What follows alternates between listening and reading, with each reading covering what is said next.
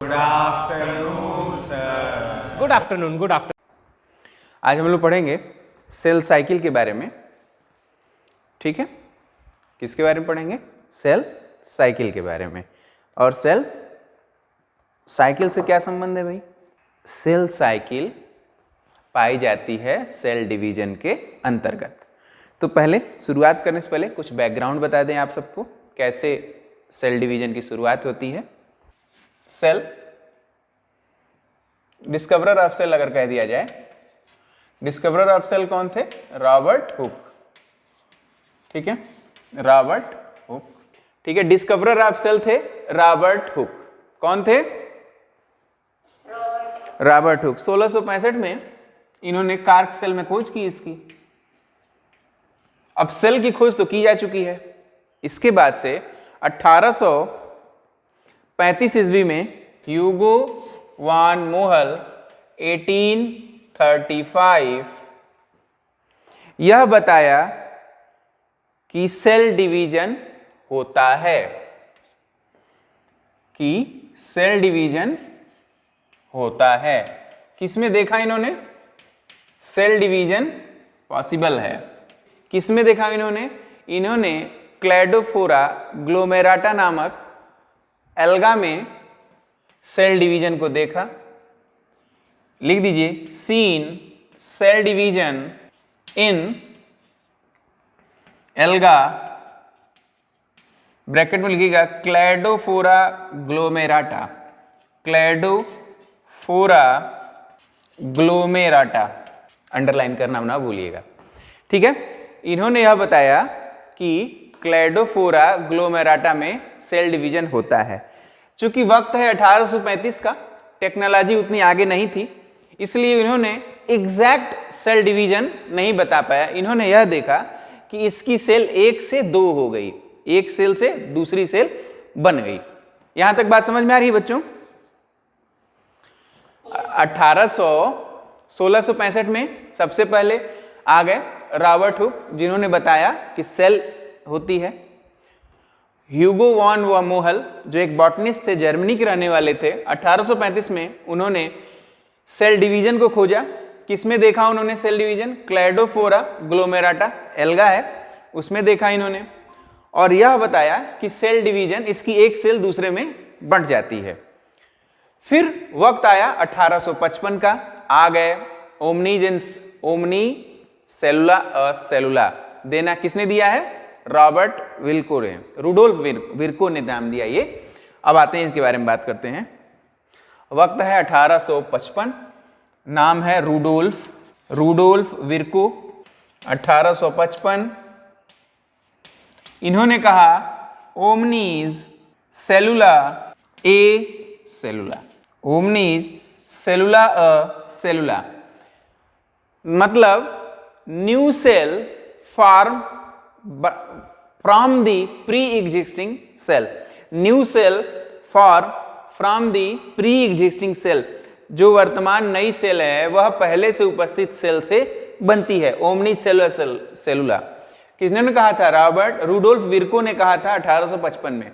ध्यान दीजिए बच्चों, सीक्वेंस याद रखिए। 1665 में किन्होंने कहा? रॉबर्ट हुक ने सेल की खोज की। 1835 में ह्यूगो वान मोहल ने यह बताया क्लैडोफोरा ग्लोमेराटा में खोज के कि सेल डिवीजन होता है।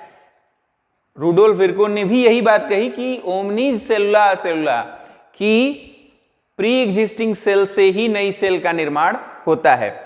इसके बाद एक साइंटिस्ट आए, स्ट्रासबर्गर, नाम है स्ट्रासबर्गर, 1873। उन्होंने यह बताया, रॉबर्ट विर्को की तरह ही उन्होंने यह बताया कि सेल तो खैर डिवाइड होता ही है, विर्को ने ही बता दिया था। इन्होंने कहा कि न्यूक्लियाई भी प्री एग्जिस्टिंग न्यूक्लियाई से बनता है। New nuclei form from the pre existing nuclei. लिख लीजिए बच्चों, form from the pre existing nuclei. किसने कहा था? स्ट्रासबर्गर ने कहा था 1873 में। चलते चले आइए बच्चों, बात करते हैं सेल डिवीजन के बारे में। सेल डिवीजन, दो तरह के ऑर्गेनिज्म पाए जाते हैं, एक प्रोकैरियोट, दूसरा यूकैरियोट। प्रोकैरियोट और यूकैरियोट दो प्रकार के ऑर्गेनिज्म पाए जाते हैं। प्रोकैरियोट के केस में चूंकि मेम्ब्रेन बाउंड सेल ऑर्गेनेल्स नहीं पाए जाते हैं, अतः वहां पर जो डिवीजन होता है, सेल का डिवीजन होता है, वो बाइनरी फिशन के द्वारा होता है। Cell divides only by binary fission, only by binary fission. किसके द्वारा होगा? बाइनरी फिशन के द्वारा। हाँ, यूकैरियोट के केस में मेम्ब्रेन बाउंड सेल ऑर्गेनेल्स पाए जाएंगे, पूरा न्यूक्लियस का कंट्रोल होता है सेल डिवीजन पर। तो यहां पर दो प्रकार के सेल डिवीजन पाए देखने को मिलते हैं। पहले को कहेंगे माइटोसिस, दूसरे को कहेंगे मियोसिस। जो माइटोसिस शब्द है उसको नाम दिया था, माइटोसिस शब्द नाम दिया था स्ट्रासबर्गर ने। The word mitosis is given by Strasburger. यह वही स्ट्रासबर्गर हैं जो 1873 में यह बताए थे कि न्यूक्लियाई भी डिवाइड होते हैं और जो नई न्यूक्लियाई है वो प्री एग्जिस्टिंग न्यूक्लियाई से बनती है। तो the word mitosis is given by whom? Mitosis given by Strasburger. अच्छा, दूसरा फार्मर एंड मूरे ने नाम दिया मियोसिस का। किन्होंने नाम दिया? फार्मर एंड मूरे ने। Farmer and Moore give the term meiosis. Farmer and Moore give the term meiosis. ये हो गया माइटोसिस और मियोसिस के बारे में। अब हम शुरुआत करेंगे, देखेंगे माइटोसिस किसे कहते हैं, उसके बाद देखेंगे मियोसिस किसे कहते हैं, कैसे उनमें कंट्रोल किया जाता है, ये सारी चीजें। ठीक है, तो शुरुआत किया जाए सेल साइकिल के विषय में। यह सभी कुछ डिवीजन एक रेगुलराइज्ड सिंक्रोनाइज्ड प्रक्रिया है, इसको हम लोग पढ़ते हैं सेल साइकिल के अंतर्गत। अब सेल साइकिल से आप लोग क्या समझते हैं? एक सीक्वेंशनल ऑर्डर में होने वाली प्रक्रिया को साइकिल के अंतर्गत रखते हैं। इसकी खोज की थी होवार्ड एंड पेल्क ने। Cell cycle is discovered by Howard and Pelc 1953 में। 1953 होवार्ड एंड पेल्क 1953। इनके अनुसार सेल साइकिल क्या है? सेल साइकिल, डेफिनेशन लिख लीजिए बच्चों।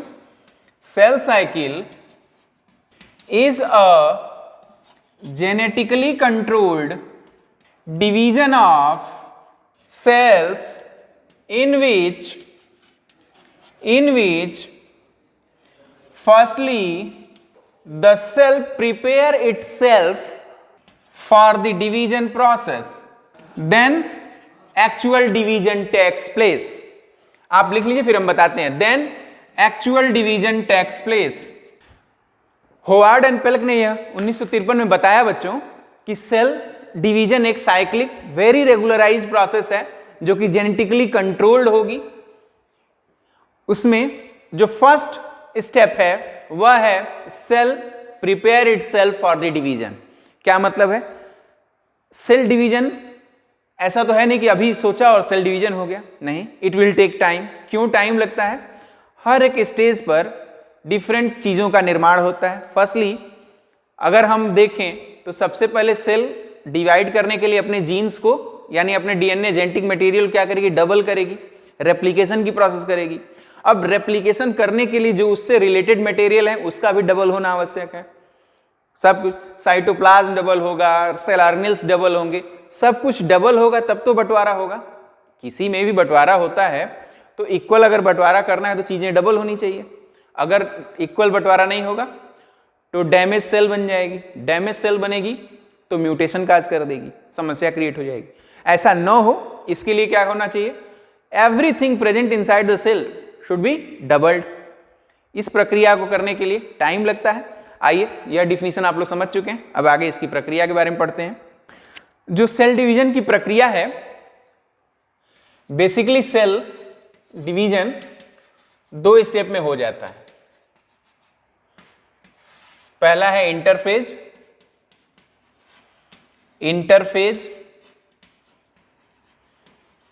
और दूसरा है मेटाफेज।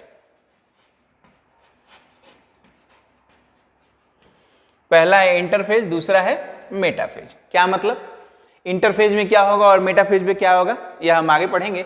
सबसे पहले यह देखिए, इंटरफेज में सबसे पहले G1 स्टेज, फिर S स्टेज, फिर G2 स्टेज, या हम यूं लिखें एक के बाद एक आएंगे यह सिस्टम, तो हम इस तरह से ना लिख करके हम 1 2 3 करके लिख देते हैं। G1 फेज, इसके बाद G2 फेज, S फेज, और फिर थर्ड है G2 फेज। मेटाफेज को हम लोग M फेज भी कहते हैं। क्या कहते हैं? M फेज कहते हैं। लेकिन सेल डिवीजन के होने के लिए बच्चों सिर्फ यही आवश्यक तो है नहीं, इतनी स्टेप्स तो हैं ही, क्या क्या देखना आवश्यक है यह भी जानना जरूरी है। ठीक है, क्या क्या गौर करें, लिखते हैं। सेल डिवीजन जो है रिक्वायर्स, पहला एटीपी की रिक्वायरमेंट होती है। It means it is a energy dependent process. ATP जहां रिक्वायर्ड होगी वहां क्या कहेंगे? Cell division is a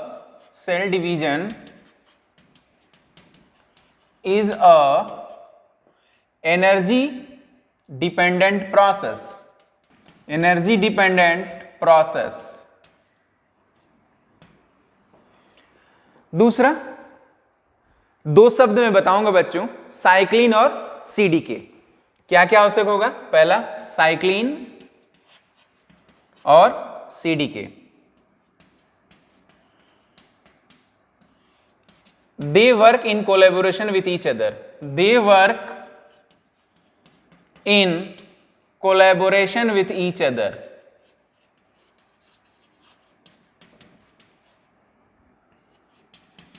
with each other. ठीक है, they work in collaboration with each other. बहुत इंपॉर्टेंट क्वेश्चन इससे आएगा बच्चों।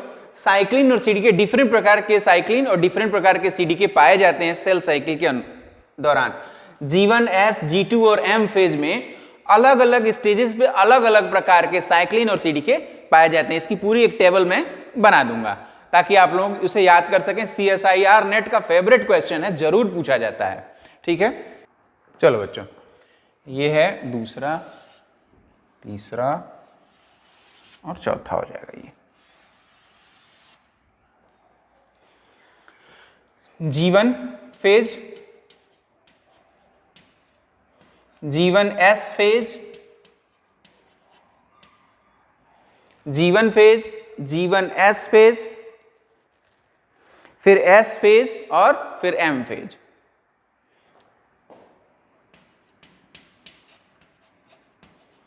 फिर M phase. Cyclin D, E, A और B, सबके आगे साइक्लिन लिख लीजिएगा बच्चों। Cyclin D, cyclin E, cyclin A, cyclin B। Cyclin D, cyclin E, cyclin A और साइक्लिन B, ऐसे याद करते हैं। D, E, A और B।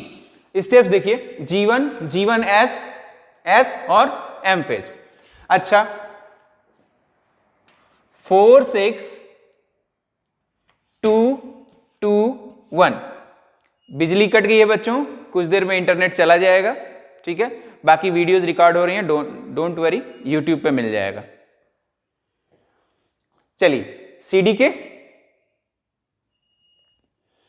4 या फिर 6, G1S में सीडीके 2, S फेज में 2, M फेज में 1। तो यहां आपको दिख रहा होगा साइक्लिन और सीडीके आपस में मिलेंगे। ध्यान दीजिएगा, G1 फेज में साइक्लिन D 4 6 के साथ, सीडीके 4 6 के साथ मर्ज हो जाएगा। साइक्लिन D 4 6 के साथ मर्ज हो जाएगा। G1S में साइक्लिन E 2 के साथ मर कोई कॉम्प्लेक्स बनेगा, E2, G1S फेज में। इसी तरह से ए साइक्लिन ए 2 के साथ साइक्लिन ए जो है CDK 2 के साथ मर्ज होकर कॉम्प्लेक्स बनाएगा। क्या करेगा नेक्स्ट फेजेस में बताएंगे। M phase cyclin B 1 CDK के साथ मर्ज करके कॉम्प्लेक्स बनाएगा। These all CDK cycline complexes are responsible for the regulation of cell cycle at different stages as mentioned in this. G1 phase में कौन रेगुलेट करेगा? G1 phase में regulate करने के लिए साइक्लिन D 4-6, ठीक है। G1 फेज में कौन रेगुलेट करेगा? साइक्लिन D और CDK 4-6 रेगुलेट करेगा। जब G1 से S फेज में मूवमेंट होगा सेल का तो फिर साइक्लिन E और CDK 2 का कॉम्प्लेक्स हेल्प करेगा। वहां पर साइक्लिन D और 4-6 को हटा दिया जाएगा, डिग्रेड कर दिया जाएगा, नष्ट कर दिया जाएगा ताकि वह इनके कार्यों को हिंडर न करें, ठीक है। हर एक स्टेज में पिछले वाले को नष्ट करते चले जाते हैं। यहां देखिए E2 बन गया, अब तो वो कॉम्प्लेक्स बन गया। जब ये मूवमेंट करेगा S फेज में तो पूरा का पूरा कॉम्प्लेक्स नष्ट कर दिया जाएगा, फिर नया कॉम्प्लेक्स बनेगा साइक्लिन ए CDK 2 कॉम्प्लेक्स। वह कब तक काम करेगा? जब तक S फेज बनी रहेगी, रेप्लिकेशन का फेज बना रहेगा। M फेज में साइक्लिन B और CDK 1 हेल्प करेगा और इससे पहले का कॉम्प्लेक्स डिग्रेड कर दिया जाएगा। यहां देखिए बच्चों, बेसिकली G1 फेज में क्या होता है यह मैं बताने जा रहा हूं। G1 फिर S फिर G2 फेज फिर M फेज में क्या क्या होता है हम लोग धीरे धीरे पढ़ेंगे। अच्छा, M फेज में ही G1 S और G2 माइटोसिस और मियासिस दोनों में ही सेम होता है। फर्क हो जाता है किसमें? हमें M फेज के मेटाफेज के दौरान डिफरेंस आता है, ठीक। स्टूडेंट्स, G1 फेज में सेल यह डिसाइड करती है कि अब उसे डिवाइड करना है। क्या करती है सेल? यह डिसाइड करती है कि अब उसे डिवीजन में जाना है। इसे हटा रहे हैं बच्चों। G1 फेज लिख लीजिए, सेल डिसाइड टू डिवाइड। एक चीज और, G1 S और G2 यह सारे फेज किसके हिस्से हैं? इंटरफेज के हिस्से हैं। इंटरफेज का टोटल टाइम है 23 आवर। पूरे G1 S और G2 फेज को होने में 23 आवर का समय लग जाता है, ठीक है। इसमें क्या होगा G1 फेज में? Cell decide to divide. पहला, all required material are form, all required materials are form. इसके साथ साथ बच्चों वेरी एक्टिव प्रोसेस है। पूरी सेल डिवीजन के दौरान एक्टिव प्रोसेस कौन सा है? G1 phase. It's a very active phase, क्योंकि यहां पे सबसे ज्यादा निर्माण की प्रक्रिया चल रही है। G1 फेज में सबसे ज्यादा टाइम भी इसी में लगता है। It takes highest time in the cell cycle, it takes highest time during cell cycle. लगभग कितना? Approximately 10 to 11 hours cell cycle, during cell cycle. केवल G1 फेज को कंप्लीट होने में 10 से लेकर के 11 घंटे लग जाते हैं। अब बचा S phase. It is also known as replication phase. What does it means? लिख लीजिए, replication of DNA occur. Replication phase क्यों? क्योंकि DNA का क्या होता है? Replication, DNA duplication process occur, DNA duplication. बच्चों यह कहना बहुत सही नहीं रहेगा कि DNA का डुप्लीकेट हो जाता है। रेप्लिकेशन ऑफ या duplication of genetic material occur inside the S phase. मैं लिखवा भले रहा हूं DNA डुप्लीकेशन आप सबके समझाने के लिए, लेकिन आप यह ध्यान दें कि सबसे अप्रोप्रिएट वर्ड यह रहेगा कि हम इसे कर लें duplication of the genetic material present inside this cell, ठीक है। आप यहां पे ऑब्लिक करके हम लिख देते हैं जेनेटिक मटेरियल, अब सही रहेगा। मटेरियल डुप्लीकेशन, ठीक है, जेनेटिक मटेरियल का डुप्लीकेशन। G2 फेज पे आइए। G2 फेज पे coiling and condensation of the genetic material. लगभग 4 आवर के आसपास लगता है S फेज को कंप्लीट होने में। ऑलमोस्ट 4 आवर्स, ठीक है। ऑलमोस्ट 4 आवर लगता है कंप्लीट होने में। सॉरी 4 कह रहे हैं, ऑलमोस्ट 8 आवर, 4 आवर इसको लगता है, 8 hours approximately 4 hours going to be taken by G2 cycle. अब फिर से एक बार समराइज कर दें. G1 phase cell decide to divide. अब डिसाइड कर लिया है तो उसको जेनेटिक मटेरियल भी बनाना पड़ेगा और अदर रिलेटेड मटेरियल्स का भी निर्माण करना पड़ेगा. वह सब किस में होंगे? G1 फेज में होंगे. All required materials are synthesised inside the G1 phase of the cell cycle. और क्या होगा? जब सब कुछ निर्माण हो रहा है तो बहुत एक्टिव प्रोसेस है. It's a active phase, most active phase. It takes higher time during the cell cycle. Cell cycle में सबसे ज्यादा समय इसी में लगता है. क्यों? क्योंकि अप्रोक्सीमेटली 10 to 11 आवर में यह फेज, एक फेज कंप्लीट हो रहा है. आइए बात करें एस फेज. इसे रेप्लिकेशन फेज या डुप्लीकेशन फेज भी कहते हैं.